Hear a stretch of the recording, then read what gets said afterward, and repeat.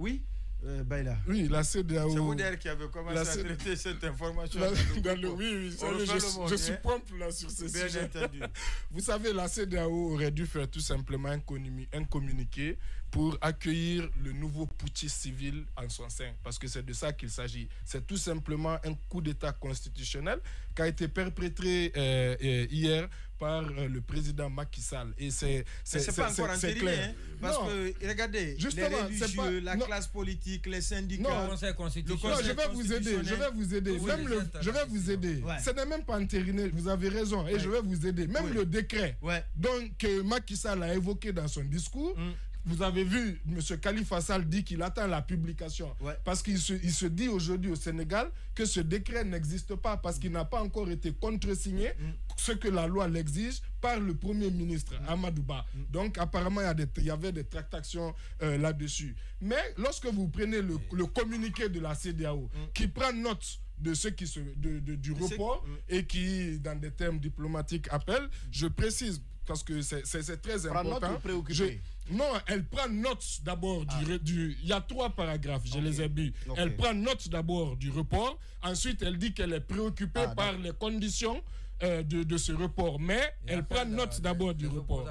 Maintenant, et je le rappelle parce que Monument l'a évoqué, l'article 2 du protocole sur la démocratie et la bonne gouvernance de la CEDEAO. 1. Aucune réforme substantielle de la loi électorale ne doit intervenir dans les 6 mois précédant l'élection sans le consentement. Mais plus important, c'est écrit noir sur blanc. Le point 2, les élections à tous les niveaux doivent avoir lieu aux dates et périodes fixées par la Constitution et la loi électorale. Et la Constitution sénégalaise est claire en la matière. Depuis 1963, article 27, la durée du mandat du président est établie. Article 31, on dit quand le mandat termine, quand ça doit être. Et mieux, j'aime beaucoup cet article 92, alinéa 4 de la Constitution sénégalaise. Les décisions, et Monument l'avait évoqué dans le groupe révélateur hier, les décisions du Conseil constitutionnel ne sont susceptibles d'aucune voie de recours. Elles s'imposent au pouvoir public et à toutes les autorités administratives et juridictionnelles. Et là, lorsqu'on me parle d'une commission d'enquête qui va remettre en cause une décision du Conseil constitutionnel, et on invoque Macky Sall, la deuxième raison qu'il invoque, c'est le retrait, en tout cas la candidature douteuse de l'un des candidats.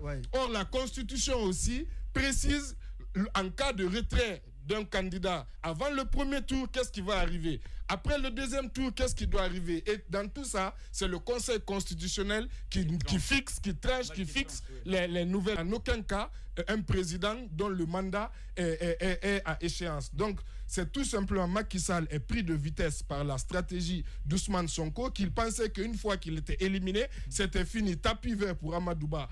Or, il a vu que Ousmane Sonko a réussi à placer 3 candidats dans les 20 candidatures qui ont été validées. Et les 2 autres candidats, il a dit ces candidats ne se retirent pas pour augmenter son temps de parole. Et il commence à engranger des soutiens, dont celui de Aminata Touré, qui a été arrêtée hier, ancienne présidente de l'Assemblée, qui a appelé à voter pour la coalition Diomaye Faye président, donc le candidat d'Ousmane Sonko. Donc là, il est paniqué. Il n'avait pas vu venir que, après tout ce qu'il a fait, qu'il pourrait penser que encore Sonko pourrait encore gagner. En tout cas, il voit que ce n'est pas la personne de Sonko, mais c'est le projet qui compte. Donc il est dépassé par les événements.